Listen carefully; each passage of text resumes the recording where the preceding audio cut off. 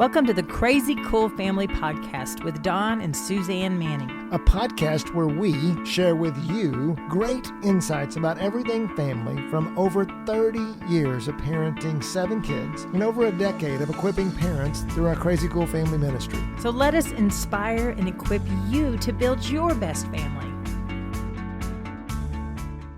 Hey, welcome to the Crazy Cool Family Podcast.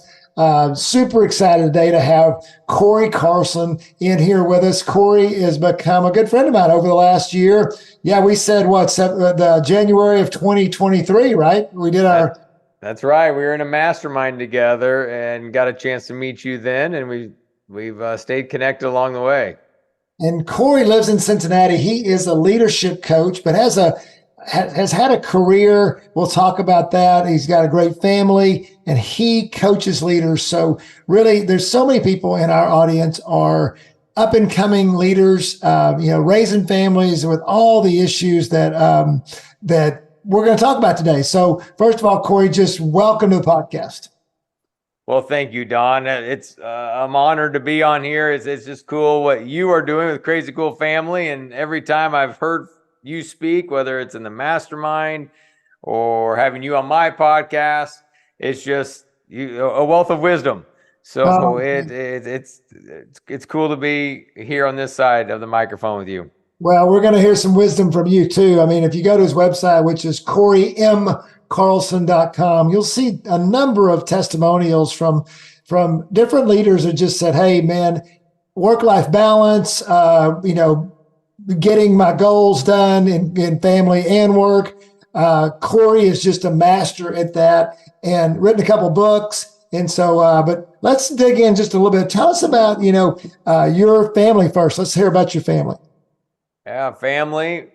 Married for 24 years and Holly's her name. And I mean, I get to do what I get to do because of her. And I'm crazy grateful for it. And I realize how blessed I am because she's basically CEO of the house and very supportive of when I have to travel or when I'm working. There are times, though, when I write a book.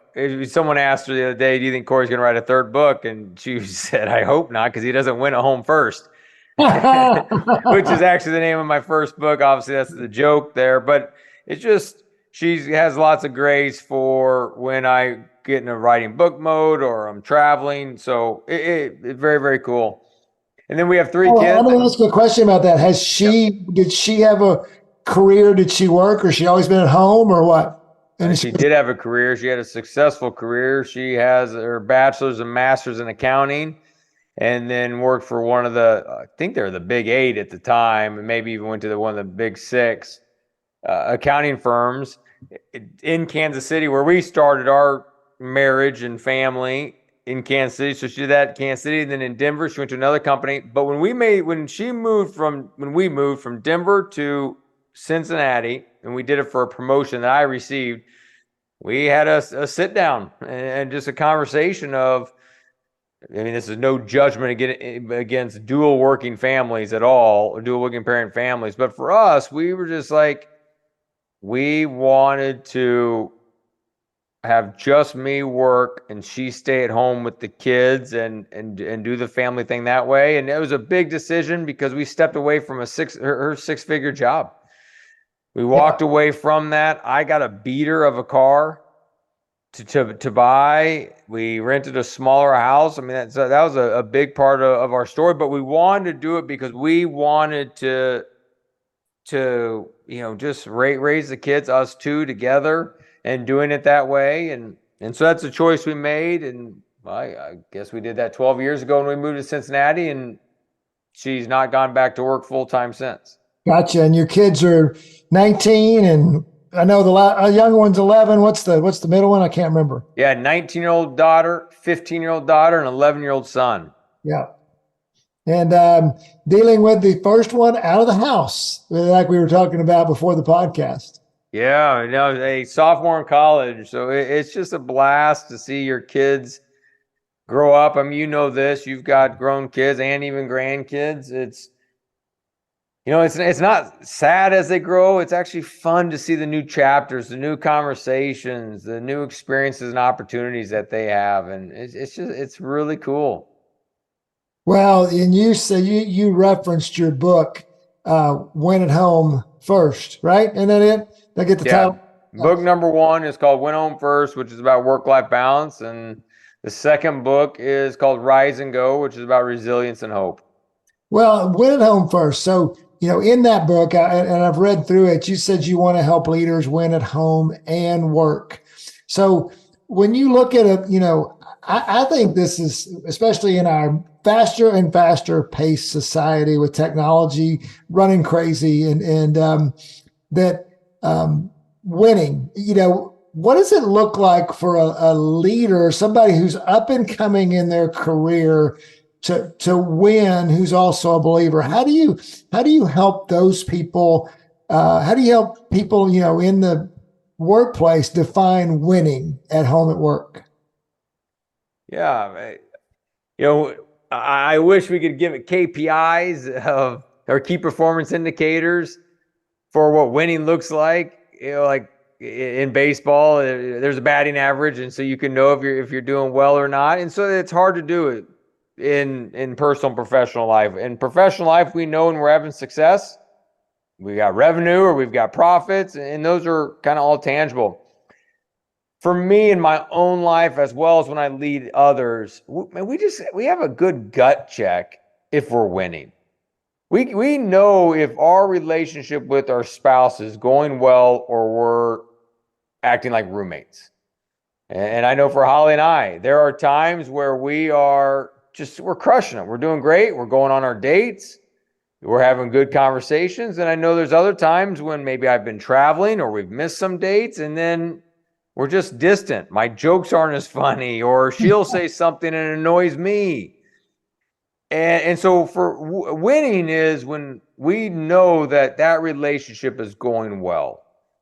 But there are somewhat KPIs involved that I think that we need to be thinking about in our relationships, like date night.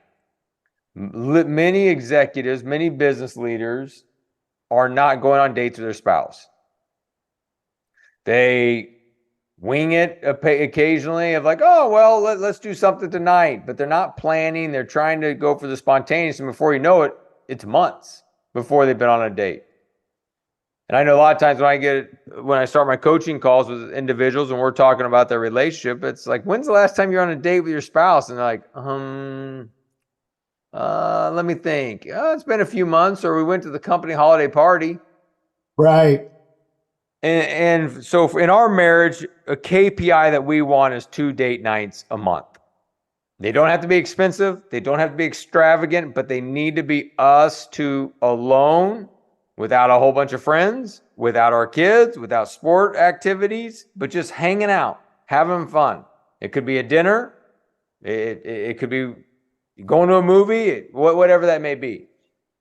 We also try to do a trip, just us two, a year, and a staycation if we can't get to the trip that year. Right. Same thing with kids. It's what does that in one-on-one time with our kids look like? And so I want to get one-on-one time, throwing the football with my son, going getting coffee with my daughter, like that one-on-one time where we're connecting. We're across the table, looking each other in the eyes and having a conversation. I also want to do a one-on-one trip with each of my kids, an overnight trip where it's just me and the kid. And that's been awesome because it's different when there's no siblings around and the other parent's not around. It's so cool. Yeah. And that's once a year with your Once kids. a year. Well, you have some metrics that you use and you like to coach leaders into using, but also you kind of mentioned just a feel. All right. So I don't know that everybody really knows that, especially maybe with the little kids, or certainly with teenagers. How do you have a feel for, and, when you're working with leaders, how do they have a feel for whether things are going well or not? I understand the KPI. That's really good, but that feel thing, I'd like to explore that a little bit with you. Yeah. Well, I think I feel a couple different ways. One, is just your gut check. I mean, as I'm even talking, there may be a name of one of your kids that's popping up. Like, oh man, I need to probably hang out with Jack more, or I need to hang out with Julie more. I mean, so I think anytime we get this random prompting that comes out of nowhere, it's probably God saying, hey, you need to spend a little time with this particular kid. They're having a rough time at school. They're feeling lonely. They're slightly depressed. They need some time. So I think anytime you hear a podcast like this, or maybe it's a sermon, or you're reading a book, or wherever it is, and if you get this random thought of you need to invest some time over here, that's probably a prompting that's worth pursuing. Yeah, so maybe it's and I know you're very spirit led in what you do, but I mean, just hearing from the Holy Spirit is really just many times it is that prompting of, and it's interesting what you said that maybe a kid comes to mind. Oh, or maybe that child. And so often I think that, and don't you see it that especially as men, something's wrong. We want to go fix it. We want to go lecture them about it, or, hey, you need to change. Many times it's just that we need to flip it into that's a prompting. I need to invest in my child. Mm-hmm. And that investment for you with your three, what does that look like? I mean, what do you do to invest in your kids? Yeah, I'll answer that. Well, one thought I had is, if the gut feeling's not working or the prompting's not working for that particular listener, one thing I've done, obviously your kids have to be able to talk, but I went and asked my kids on a scale from 1 to 10, if 10's being amazing, how am I as a dad right now? And the answer doesn't matter. You ask them that consistently, or was it just one time? I've asked them a few times. It is not consistent. I think it could be consistent for sure for somebody, but I remember this one particular time that I did it. The other times have kind of been non-event when I've done it, but this one particular time I did it. I asked my two youngest kids, 1 to 10, how am I doing as a dad right now? And the answer that they give you doesn't really matter. I mean, don't get hung up if they say a 2 or 3, and don't get too crazy if it's 8 or 9. The real gold is in the next question. What is something I can do to move it closer to a 10? And for me, they said a number, I think it was 8. And I said, what do I need to do to get closer to a 10? And my daughter so fast said, no more talking about goals or vision or God before noon. and what it was is I have a morning routine. Is I go to the gym and I do my quiet time, and then I get ready for work, and then that's when I see the kids. So when I see the kids, I am amped up. I've listened to a sermon, or I've listened to some podcast that's inspirational, or I've listened to music. I've worked out. I mean, I'm ready to go. And so I'm thinking vision, I'm thinking goals, I'm thinking God, I'm all those pieces. And so I would come downstairs or upstairs, depending on where I was relative to where they were at that moment. And I know I was coming up and I was just kind of throwing up on them. What's your goals for the day? What are your top 3 rocks for this week? Yeah. And Dad, get out of my face. Get out of my face. All I want was my cereal. I'm so glad I asked this question, because they told me that. Otherwise, I wasn't asking the question. I was just steamrolling them. They were rolling their eyes. I was getting frustrated. But by just asking the question, how can I improve as a dad? It gave them permission to speak into what I was doing wrong. Even though I thought my kids always have permission to speak into how I could get better, it took that invitation. So I think for any of that listener who doesn't necessarily have a gut feel of which kid to spend time with, man, just ask some questions. How can you get better? Or how do they want to spend time with you? Well, and I'd love for you to speak to this, because I think it's, you're a pretty intense guy. So you've been successful in your business. You have a strong voice. You've had 2 daughters, and you have 2 daughters, but I mean, so how did that work with, being at home, being at work? That intensity is rewarded. I mean, you're a good salesman, you're an engineer, you're getting after it, you're making things happen, and probably even engineering, it's a kind of a, I don't know, maybe I don't know how many women or men are there, but I mean, it seems like it's a male dominated culture, even possibly. You come home and now you've got these young female daughters. And, I can just see here's Cory, just Mr. Intensity. How did you transition at home to being a dad of daughters and not running over them? That is an awesome question. And let's be clear. I ran over them a lot. I ran over everybody a lot. I did not do it perfect. I was intense, and I'm still could be reminded that I'm too intense at times. And so that is something I continue to work on and grow on. Absolutely. I mean, matter of fact, I am a coach for a living, but I hire coaches at different times. And a coach I have right now is really helping me through some mindset components, and it's helping me, in fact, balance the intensity that I could have at different times and but bring a levity to it. And I have fun, and we have lots of fun in this house. But I'm also aware that I could be intense at times. So I just first and foremost, I don't want to come across like I know how to do intense at work, and then boy, I know how to dial it down, and I'm super fun and laid back at home.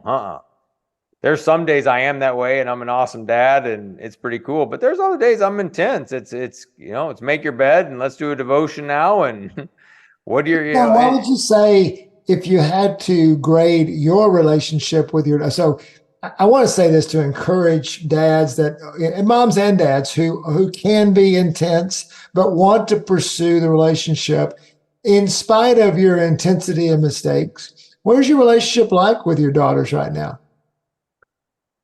I say it's awesome, but maybe they'd say differently. No, I do think it is awesome, and I think I made lots of mistakes being too intense. But one thing I did get right is saying sorry, asking for forgiveness, saying I messed up. I came in too hard. I'm grateful for my wife for all the time she said, "Hey, you're being too hard on the kids, or chill out, or whatever it may be." Some days I probably did not receive it very well. Yeah. And I'd take it to quiet time and be like, be all frustrated. But then I'd get a piece of, hey, she's in the right, I'm in the wrong, and how do I do this better?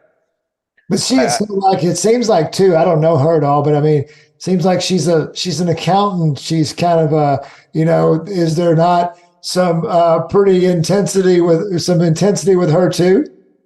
Absolutely, there is. I mean, yeah, there is, and I think that's why we've worked well as a team. Is there's times that she is intense, and that's on the good days that I'm probably on fun dad mode, and so we're. Besides saying you're sorry, like for both of you, like what would you say are some things that have contributed to the healthy relationship you have with your daughters? I know my daughters would say if they were on this podcast, because they've said it other times, is the intentionality that I brought. So not just intensity, but the intentionality. Like I wanted to go get coffees. I made a point to go get a coffee to hang out with them. Right. I've been on mission trips with two of my three kids. We're just us. My daughter and I in 2019 went to Nicaragua for a week. This summer went to Puerto Rico with my other daughter. It is, hanging out with them, doing different things, whatever that may be. Let's go for a walk. Let's go get ice cream. And so I think that intentionality allowed me to be in a space that I gained relational equity. Yeah. That as I hung out, as we talked, as I asked about friends at school, as I asked about dance or gymnastics, and just laid back. I mean, there were a lot of times when I would go into a situation and I would literally just pray of God, is this a time to speak and be a dad and challenge, or is it a time just to hang out? And I mean, that's good. And I remember, I mean, I say carpool, but go in cars. I remember going to pick up my daughter, and I would pick her up, and then on the way home, it would be, pretty much the intensity. What was your high of the day? And did you hear from God? And kind of all these pieces. And I just realized it wasn't working. I was getting short answers. And so I started praying about this and thinking about what should my car rides be like? And Don, I got just this peace and clarity of the car rides can be intense some days if they're necessary, but they also could be rolling down the windows and singing Taylor Swift. And that's what we would do. I would pray, and if I felt this was supposed to be a laid-back car ride and having fun, then we did that. Yeah. And so, I just want to bring out, because so often I talk to a lot of dads and moms that are pretty intense people, and just a few things that I've heard you say. One, you're getting, you're 19, 15, and 11. So you're on the backside of the parenting journey. You've learned a lot, and you coach other leaders. So you're investigating how to do these things. And so there's a few things I've heard there. One is being willing to say you're sorry. And the second thing was being intentional. And the third is just being fun. And, and it doesn't have to be, it's not that you can't. So often I feel like parents think we're taking away, when we tell them to be relational, we feel like we're taking away their control, or we're taking away their ability to influence their kids. And we're like, no, man, it's just, where's your focus? If it's always on being intense, then you're going to drive your kid away. But your kid really wants you to be intentional. They want a little intensity from you sometimes, and yet having that balance. And I think another thing you said was just kind of listening to the Holy Spirit. Okay. The Holy Spirit a lot of times was my wife. And you just said the same thing. Because I had daughters, I would say, here's the way I feel like I need to get on to them about this. What do you think? And sometimes she would say, yeah, absolutely, but do it with this kind of tone, or realize that it's this or whatever. Sometimes I never would even do it because it wasn't even the right thing. It just wasn't. So what I'm hearing you say is that, man, just being sensitive. You got a good relationship with your daughter, maybe even a great relationship with your daughters, because in spite of mistakes, because you're trying to be intentional and being sensitive to the Spirit. Yeah, no, I appreciate the summary. Yeah. That's good. Well, and also another thing I want to know, when you're talking about leaders, so often with leadership, when you are good at what you do, it seems to require hours. Maybe you had sales jobs, could require travel. How do you help these leaders not be so be consumed time-wise, but also be able to leave their phones, be able to leave their devices, in order? You were talking about the laptop being on your lap while, instead of as you're playing with your kids. Now that you've been through that some and you're coaching leaders, how do you tell them to face those issues? Yes, there are a variety of answers here. None of these these aren't in the right order of importance or not. But I'll share some things that are coming on my mind. First of all, like, there's always going to be times where we have to work hard, travel, be busy. The deadline's coming up, need to work some evenings, maybe even have to work weekends. You got to get the deadline. You got to get the big proposal out. You've got to travel to go to the conference. Whatever the case may be, that is okay. However, we have to come home and recalibrate and make sure that following week, or whatever that may look like, those weekends, you're back to hanging out and playing with the kids, going on a date with your spouse, putting the phone down, the laptop down. What can happen is it just becomes a new normal. You're always working, you're always traveling, you're always going. And when it becomes normalized, that is when we now have a situation that is going to be hard to have a healthy marriage and healthy relationship with your kids. But the occasional travel, part of that's great. it's good for our kids to see us work hard and go after goals and get them and come home and share the goals, share some of the losses too, so they can build up some resilience inside of them to know, hey, we win some, we lose some, but we get back up. And so working hard is good. Just recalibrate when you come back. Be looking ahead, right? Leaders are out in front, so be looking ahead. If your calendar looks heavy, a lot of travel, you need to communicate that to your spouse. Hey, I'm going to be gone these weeks or these weekends or these evenings or some happy hour events. Communicate that to your spouse well in advance. No spouse appreciates the last minute, oh, by the way, I have happy hour tonight. I'm not going to be home till 8 or I'm going out of town tomorrow. Right. So communicate up front and then plan something on the back end. I mean, all of our calendars need to have some hope in them, meaning if you've got a hard run of 3 months of work, man, put a vacation at the end of that so everyone can look forward to and rally around. I remember one season where I was busy with work, the kids were busy with sports, and we could just tell we needed something to look forward to. And so we planned a couple night staycation in Cincinnati, and it was awesome. Where we got together, we played, had fun, ate out. It was cool. So I'd say that's one thing, is you're going to work hard at times. Make sure you communicate and recalibrate. Second, from a work standpoint, is I actually had a call today. A client called me from vacation. It was our set call, and I actually said, why are we talking? It's vacation. And he said, well, I want to take this call because I'm working too much on this vacation. I need to kind of level set with you. And I think so many of us, out of pride and out of control, we're working too much. We're thinking the job is dependent on us.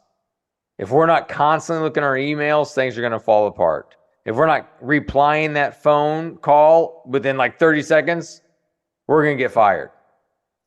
And one exercise I walk a lot of clients through is, before there was Wi-Fi on planes, and still it's not always easy to get Wi-Fi on planes, but if you fly on a 3-hour flight and then when you land, you then sync up and see your emails, like things happen while you're in the air.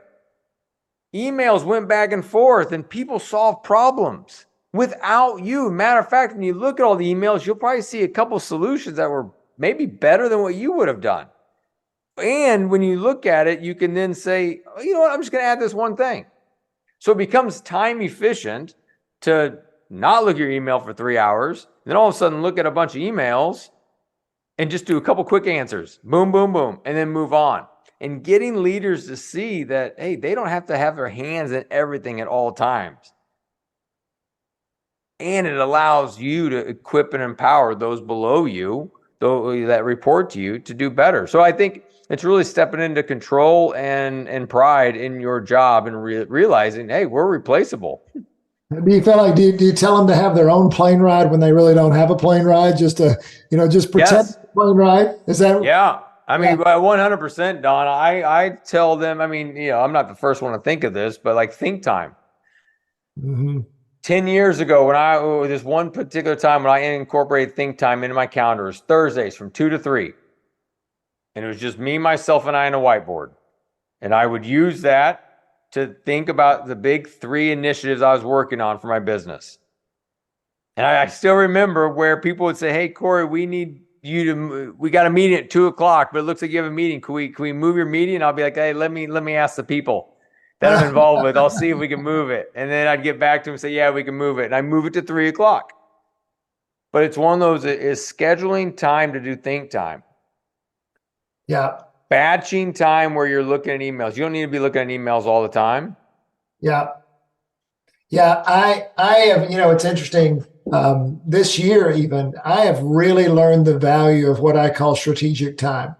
So there's God time, there's strategic time. And for me in our ministry, there's also content time, when I'm needing to write.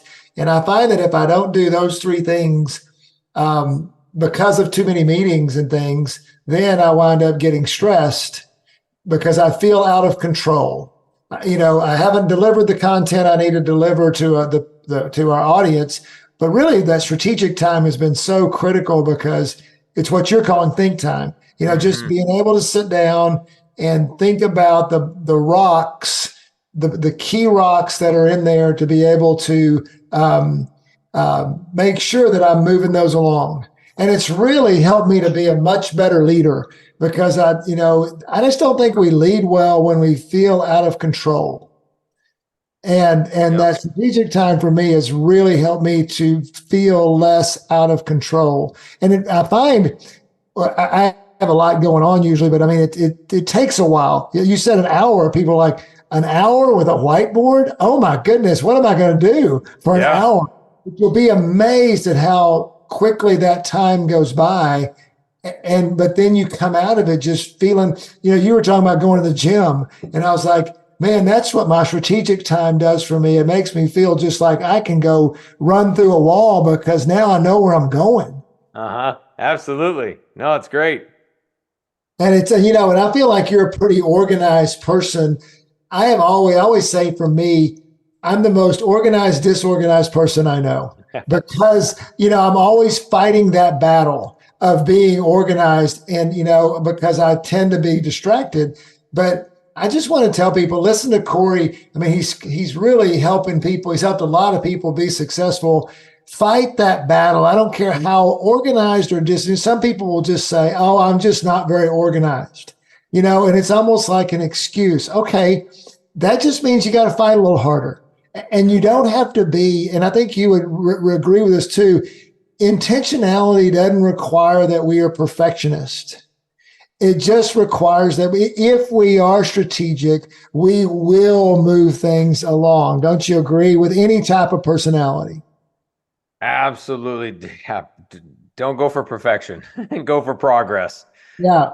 Absolutely. Yeah. And I love the phrase, it's a lot easier to steer a moving ship.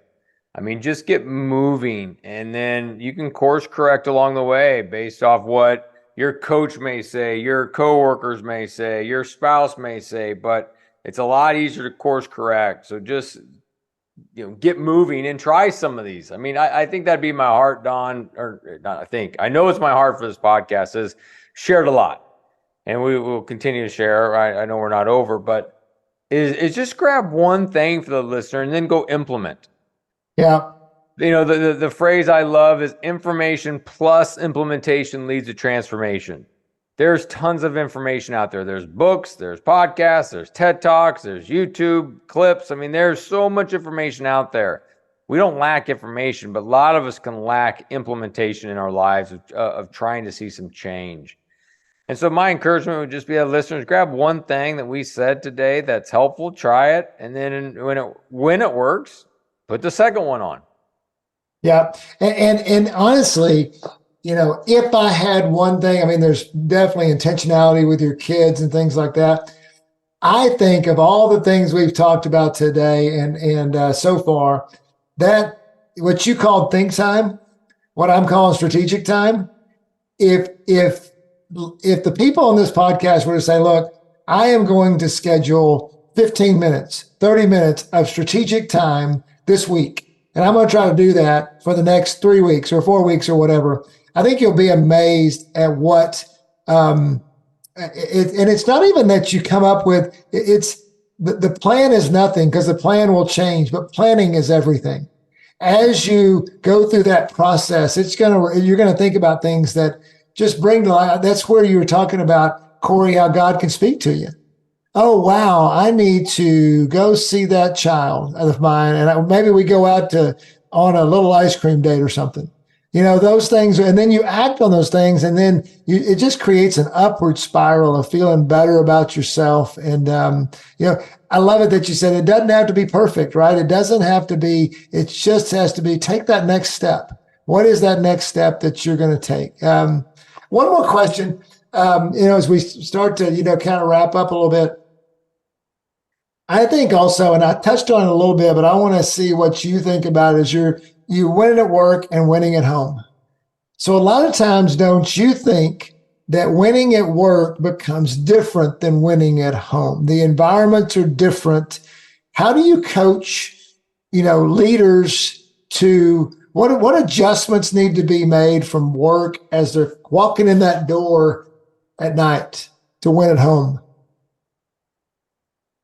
Yeah, I think a few things. One, our day ends when our head hits the pillow and not when we walk through our front door. Huh. Okay. Explain. So leaders need to not walk into that front door like, whoo, my day is done. It was a hard one. Let me go sit on the couch, grab a beer and watch TV. Or let me go just,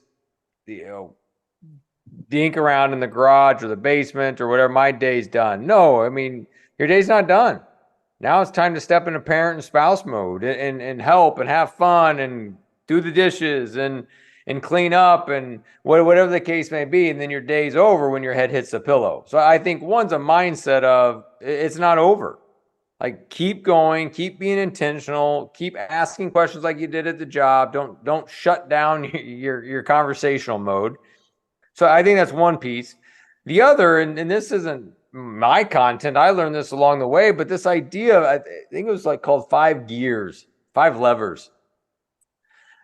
But this idea of when the book was written on this is like there's 5 gears. And when we wake up, we're kind of in gear 1, kind of like groggy, kind of getting going. And then, you kind of 2, you brush your teeth, you get ready. And 3, now you're driving and you're alert. 4, you're at the water cooler having some conversations. And 5, now you're in a meeting. You're making decisions. You're making phone calls.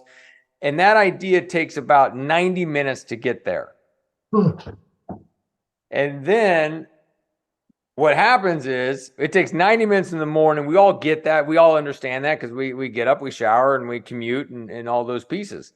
However, we try to take that 90-minute ramp-up time and shorten it to like 90 seconds, which does not work.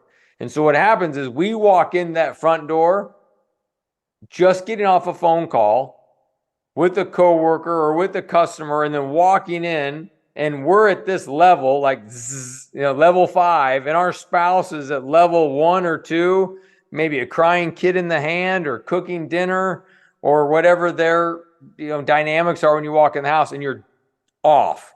You're super, high energy, they're low, or it flip-flops.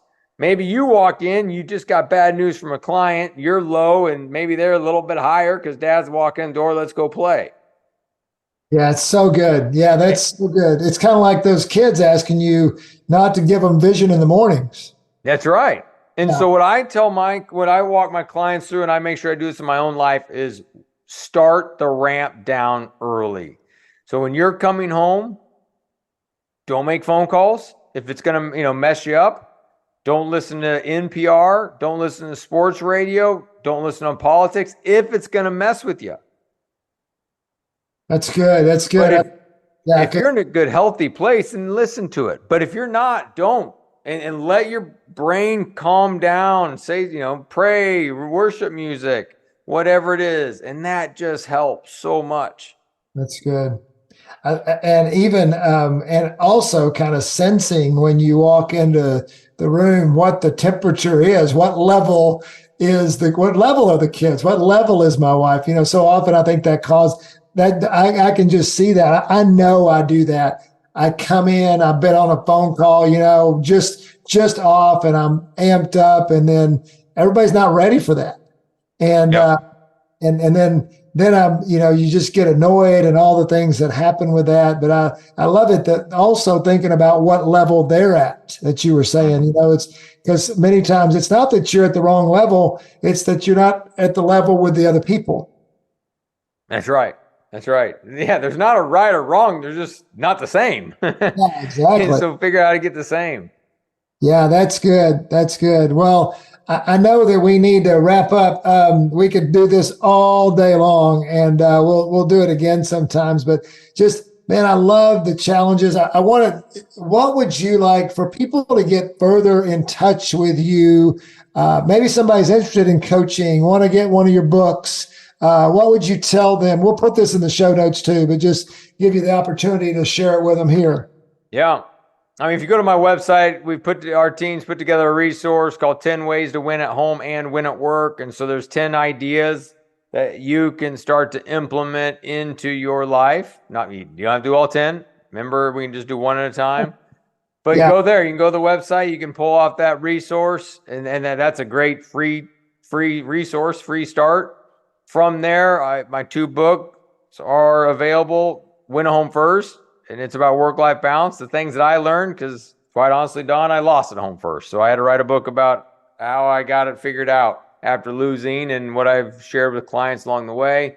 Second book is called Rise and Go, and then really the whole idea behind that book is I got knocked down in April of 2020, March of 2020, and I was able to get back up. And so the whole thesis of that book is all leaders get knocked down. It's just the great leaders get back up quicker. Right. So what could it look like in your life? And the next time you get knocked down, you got back up quicker. And you've got a podcast Called Win a Home First. Every week we interview business leaders, talk homework, faith. You are a guest, depending on when that releases versus this releases. They may come out about the same time. Who knows? But yeah, go check out Don on there. I think I even said it in the podcast. I remember I took like 3 pages of notes when you were talking. So Cory, CorymCarlson.com is the website. And just so much stuff there. I'm looking at it right now. It's a fantastic, it's got fantastic resources, and, not just for leaders. Well, in reality, Cory, I think you'd agree with this. Everybody's a leader. We're all leaders in our own ways. We all have different pockets of leadership. We have some people lead in larger places than others, but we all are designed to be leaders. Just thank you for your time. Oh, man. Thank you, Don. Thanks for the honor and the opportunity to be here and talk with you. Go be crazy, crazycoolfamily.com.